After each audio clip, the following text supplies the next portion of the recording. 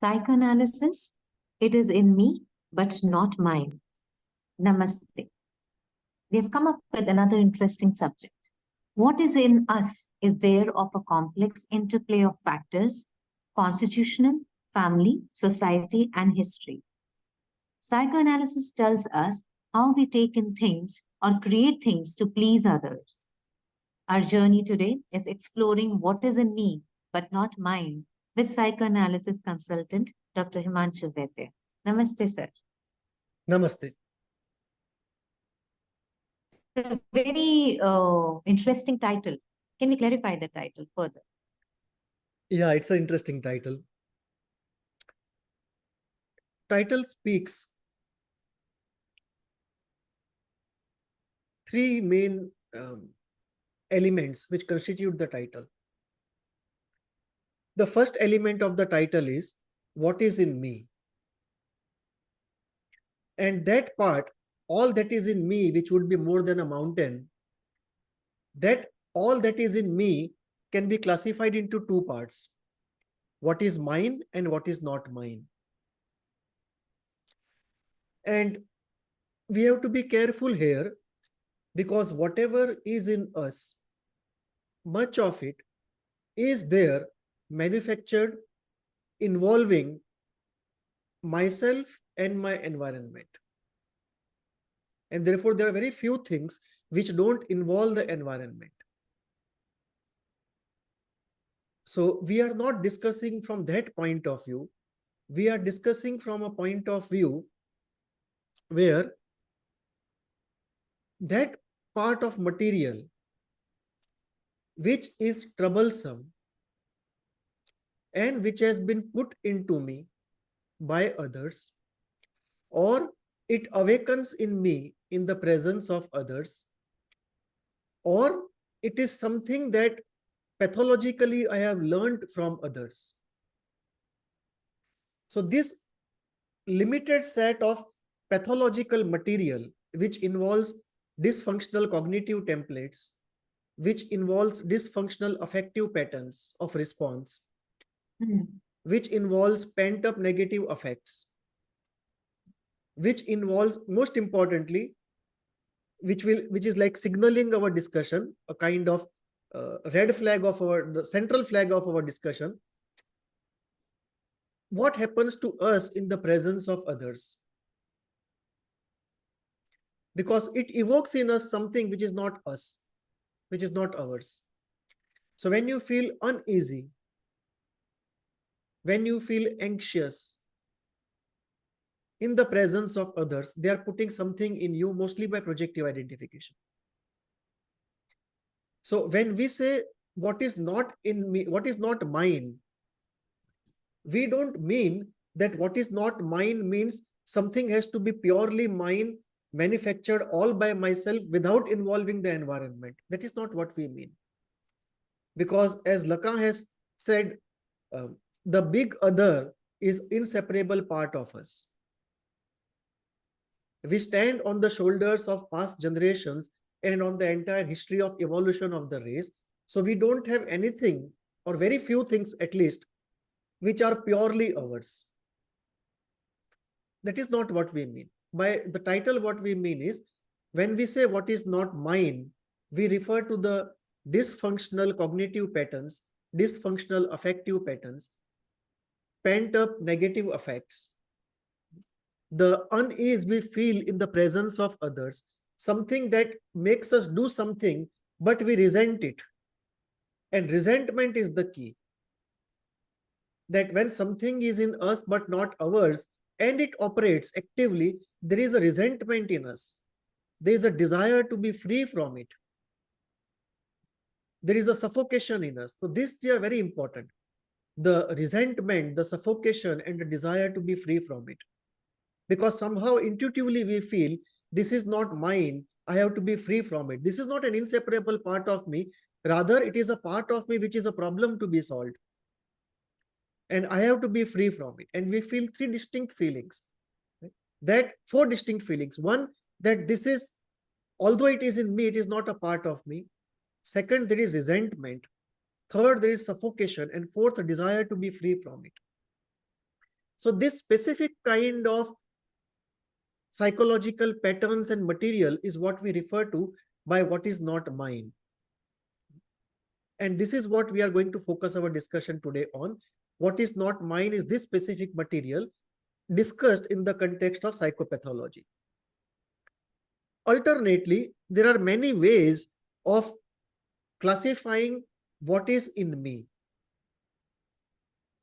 Like I can classify what is in me into what is in my conscious mind, what is in my pre-conscious mind, what is in my unconscious mind.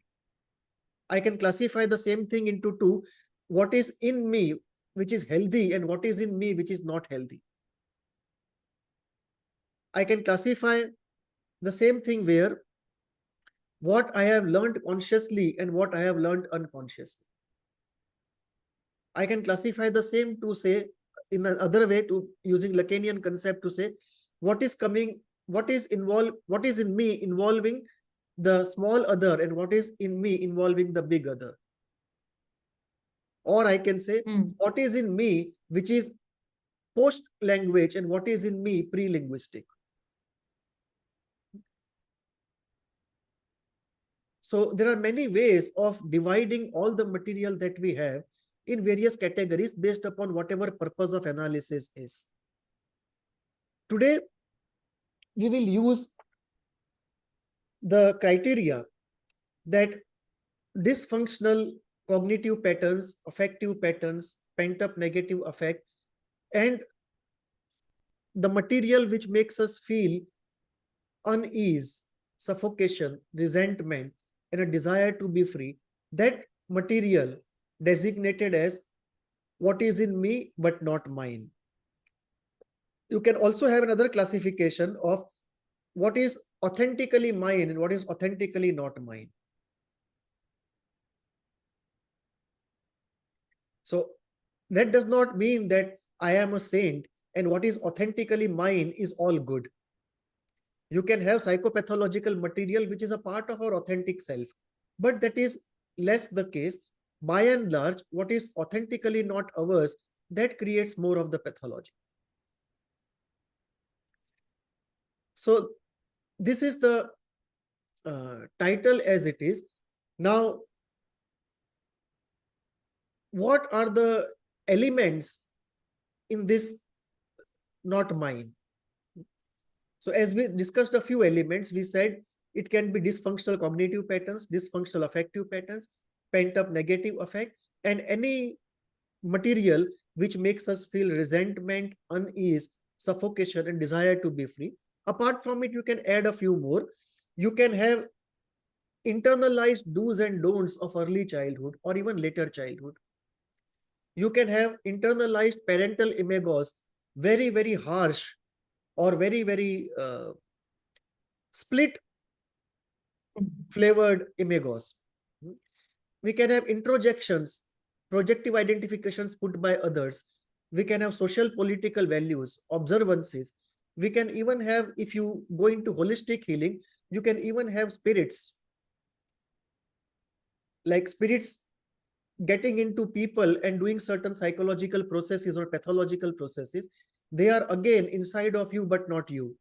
You can have suprahuman forces. And if you stretch the canvas a bit, you can also talk about tendencies coming from past lives or karmic load coming from past lives. Again, we don't know whether that is mine or not mine. At least from this life point of view, it looks like not mine. And if you apply the Jungian criteria very strictly, you can have symbolizations of the archetypes also appearing as not mine, because Jung puts the criteria of numinosity and otherness to define archetypal symbols in dreams. That how would you separate ordinary symbols from archetypal symbols? And Jung puts two criteria of numinosity and otherness. So they may also, if you look from Jungian point of view, and if you give definitions in a particular way, these archetypal symbolizations, archetypal material may also get defined as not mine, but that is not what we are looking at today. So this is just to clarify the title and put it into a context And then we can go in details of what is in me but not mine. Right, Dr. Vaidya. In fact, in the social context, in the cultural context, owing it to oppression, religious context, owing it to gender biases, injustice, and the kind of law, if at all, have been applied, we can easily figure it out what is mine and what is not mine. Correct. But when we go into the deeper context of the psyche, what faculty operates there? How does in me, not mine, operate? It operates both consciously and unconsciously. There are parts of us which we know are not ours. Because of pressure of reality or morality or early childhood learning, they are there. But consciously we know they are not us. Or they operate unconsciously. And operation is more unconscious than conscious. And we see so many do's and don'ts, so many ways of responding cognitively and affectively, which automatically work in us. They come from somewhere else, and we realize very intuitively and directly by experience, okay, I would like to be free from it. This is not optimum. This is not my preference. This is not me, although it's a part of me. That I do it repeatedly all the time, but I don't feel easy with it. I resent it. I feel suffocated. I feel a need to be free from it. I wish this was not there. So I do it repeatedly, unconsciously. At times, I may even try to consciously not do it and yet be compelled to do it by the unconscious force. But that dislike, that resentment, that suffocation, that desire to be free, the wish, I wish it was not there, a part of me, that is always there. And if we pay attention to it, we realize at deeper levels there is a resentment and a desire to be free. So it operates both consciously and unconsciously, largely unconsciously. In pathology, largely it is unconscious.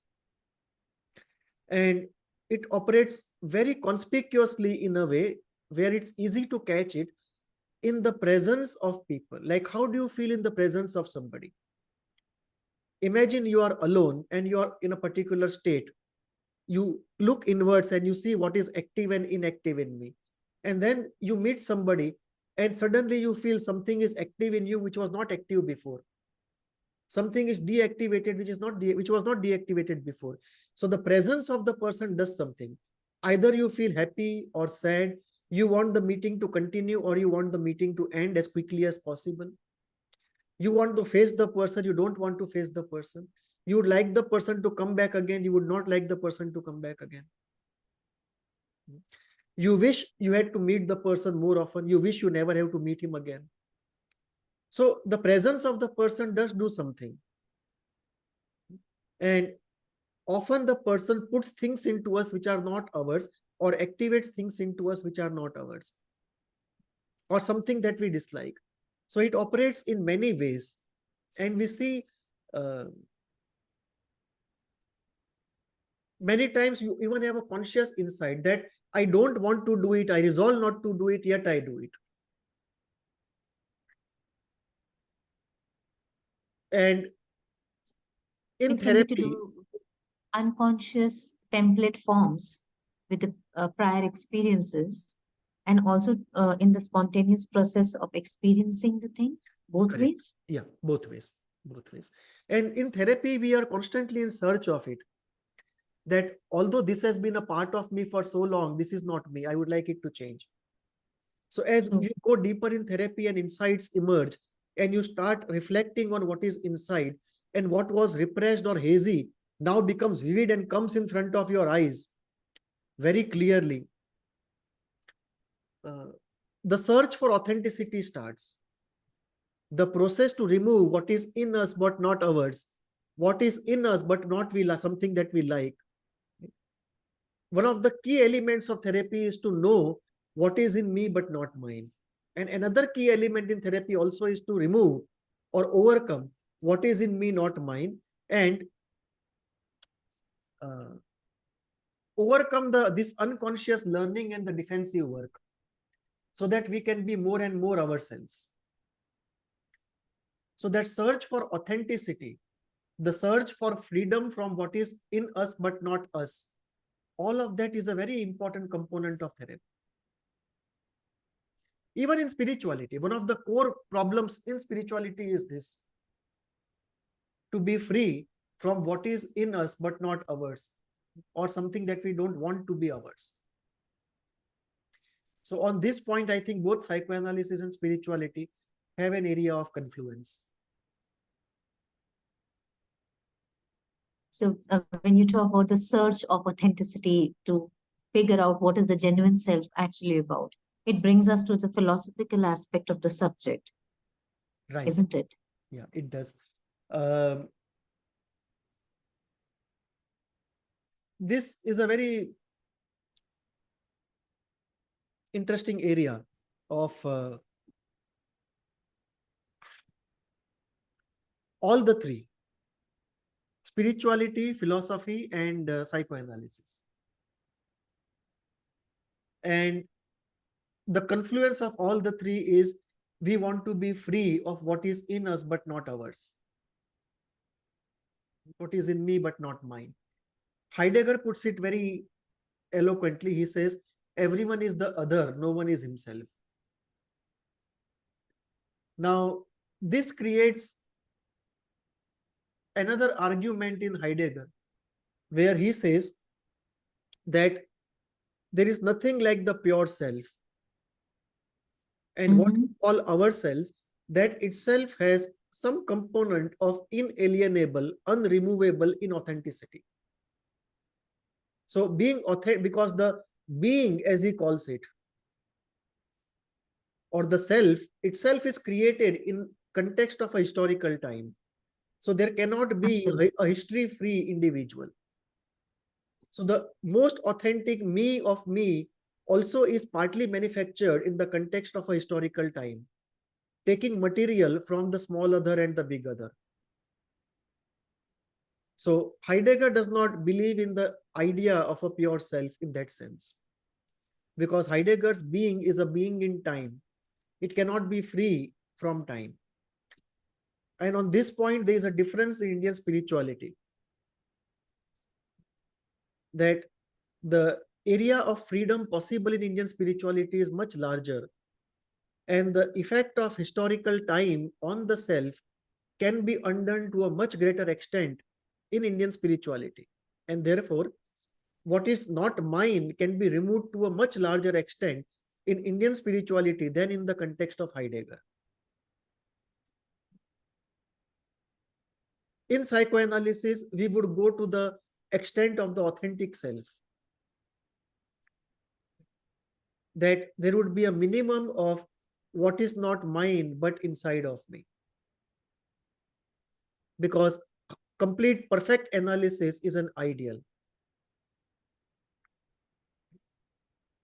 So psychoanalysis that way is more conservative than Heidegger, who is more conservative than Indian spirituality. And this brings us to a larger discussion on if what is in me but not mine cannot be removed completely, can it be optimized? Because what is in me but not me does not necessarily have to be pathological. What is in me but not mine coming from outside, good things also can come, and they do come. So then it becomes a question of culture, that how do we optimize things going into the mind? How do we surround the child with what? So that things going in, because things going in cannot be stopped. They are laws of nature at work. So what is not in me, but what is in me but not mine cannot be erased completely, but we can change its nature. Okay, we can make good things go more and minimize the pathological things going in. So that brings about a discussion on how far culture can go, and at what point will it be restrained by inevitability of the human condition or inevitability of the fate of this world. And the point there is then of awareness and action, that once we know that there are things inside of us not ours and we would be like to be free from it, then starts what to do about it, and it comes to awareness and action. And this awareness and action can allow us freedom to a great degree, beyond which we have to accept what remains, as Lacan calls it, the synthium. So in this context also, a synthium kind of condition would come in. And in Indian spirituality, the moment you talk about reincarnation, a completely new definition opens about what is not mine and what is mine. Because what is coming from past births may appear to be not mine, but in a way it is mine. Right. So when we classify what is mine and what is not mine, the moment you have a framework of the secular Western psychotherapy, certain material will get classified as not mine. But the moment you put the framework of Hindu spirituality, some of this material will go into what is mine. Because reincarnation comes in. So this is where the philosophical, spiritual, and psychoanalytic inquiries and concerns, they confluence in this land of common concern. As the title itself pushes us to churn further, to know whether the core identity is the genuine one or the pathologically driven one. In process terms, how does psychoanalysis explain this phenomenon? In process terms, we are looking at many processes, some of which we talked about yesterday. The process of incorporation, internalization, identification, prohibition, introjection, projective identification done,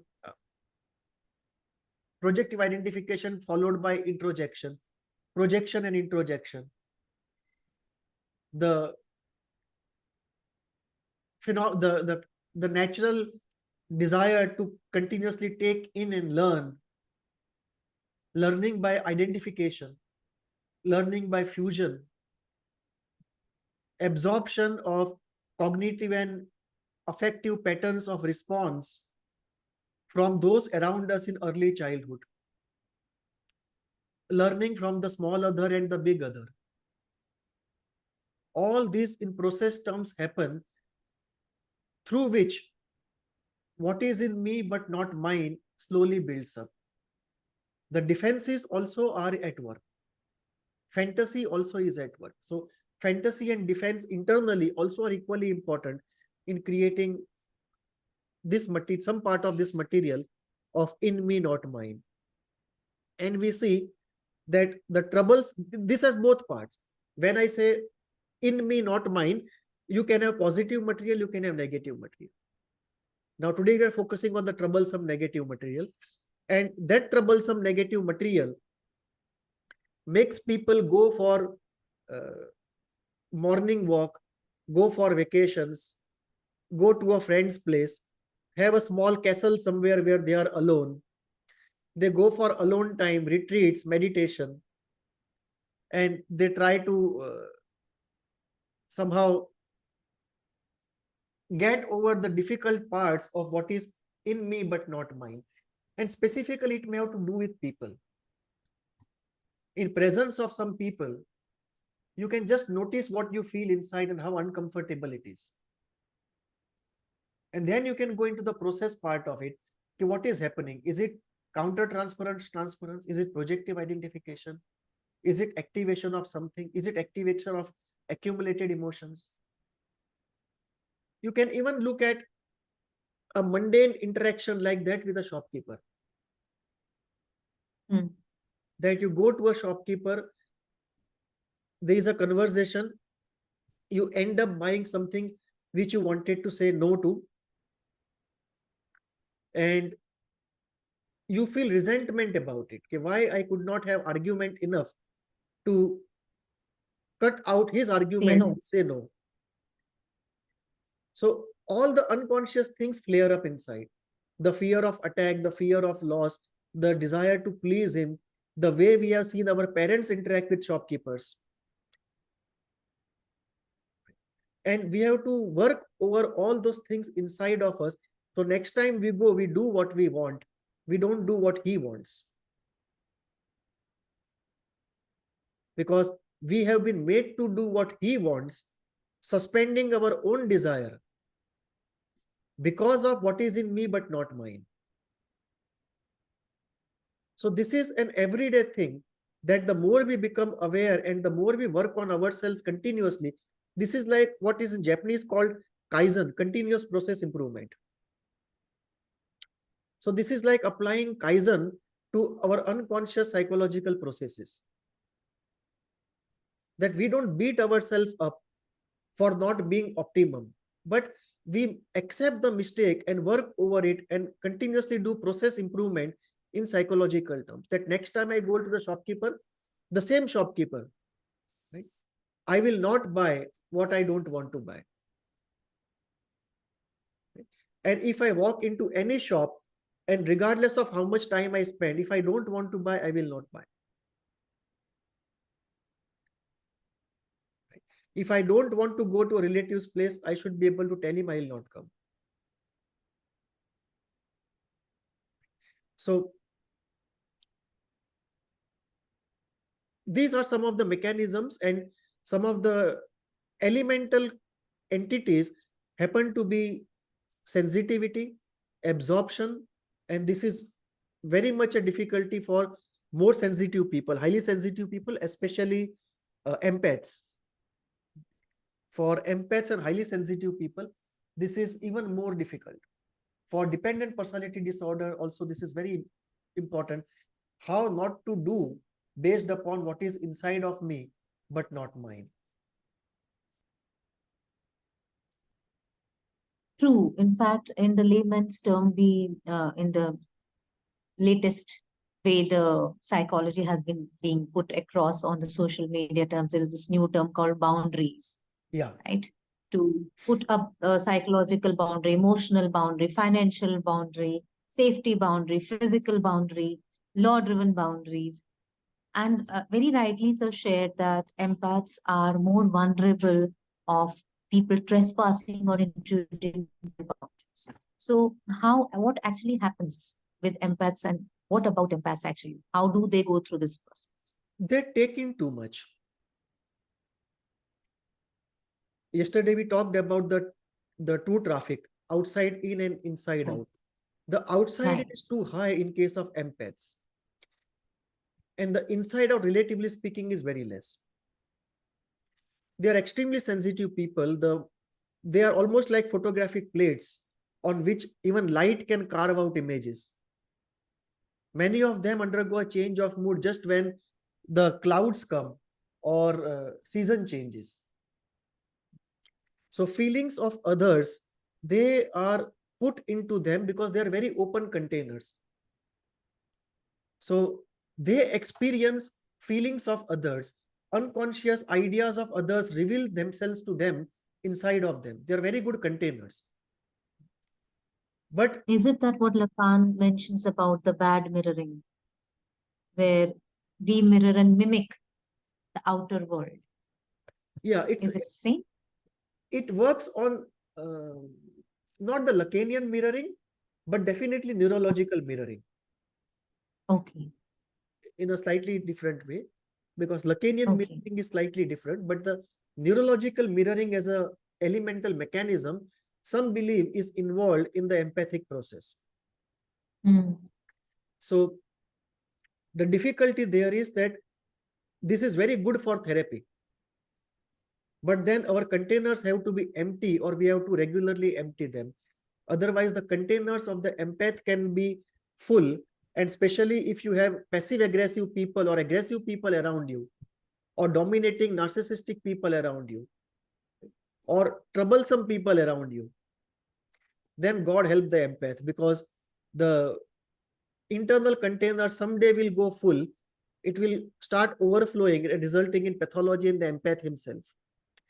So unless the empath has a good release mechanism, either in therapy or in some other way, the empath himself will be in trouble. So this is a situation where we have to say, God help the empath first, before the empath can help somebody else. That's the irony. So can this phenomena be related to idle spiritual practices? Yeah, because the idle therapy, idle science is a large science. One component of that is idle therapy. And there are many objectives of idle therapy. It's a very important part of Tantra and also an important part of entire Hindu spirituality, so to say. There are two components here. One, find out what is in me but not mine in relation to the idol and work upon it and take it out of us. And second is the input traffic. What is not in me but I want to be mine. So not only giving up what is in me but not mine, but also taking in what is not in me but I want to be mine. So acquisition of positive and the release of the negative, both are important elements in idol therapy, and it works out by creating a specific idol for a specific psychological growth purpose under the guidance of a guru. And there you live out in a relationship with the idol, because the idol soon takes a personality in your mind. And then there are exchanges, conversations, a kind of a relationship inside your mind. It starts with a concrete idol, but soon it becomes a personality inside your mind with whom you are interacting. And the flavor of the personality is created by the mythology and the stories around it, and the characteristics of the color and form of that idol. So very soon, the concrete idol is there, but the more important thing happens inside the mind, where that form takes a personality and you start interacting and you live out all the repressed things, and you start internalizing from that form the good things that you want to internalize, what could not happen in the childhood. So that is one part. And also second part is of, as you go deeper into it, you get into, is there a spirit in me which is not mine, or is there load of karma in me which is not mine, or at least seems not mine. So these are all the issues which go into this specific area and are addressed through idol therapy in Hindu spirituality. This is not the only way. There are many other ways also in Hindu spirituality to address it, but one of the ways is the idol therapy way. Is there a way out? Way out is there. The first is to recognize that this phenomena exists, that there are things in us which are not ours. And the second is a resolve to be free from it, because it is in our interest to be free from it. Once these two things are in place, then starts the technology and the tools for it. And that goes into awareness, understanding, and action. It's a continuous process improvement phenomena. It's like a psychological Kaizen. And over a long period of time, using psychotherapy, using spirituality, using many other techniques, holistic healing techniques, one can slowly be substantially free from what is in me, but not mine. And that enhances very richly the quality of life. Rich conversation on an elusive and difficult subject. Hope our viewers like it as I did. Thank you so much, Dr. Vaidya. See you all again. Namaste. Namaste.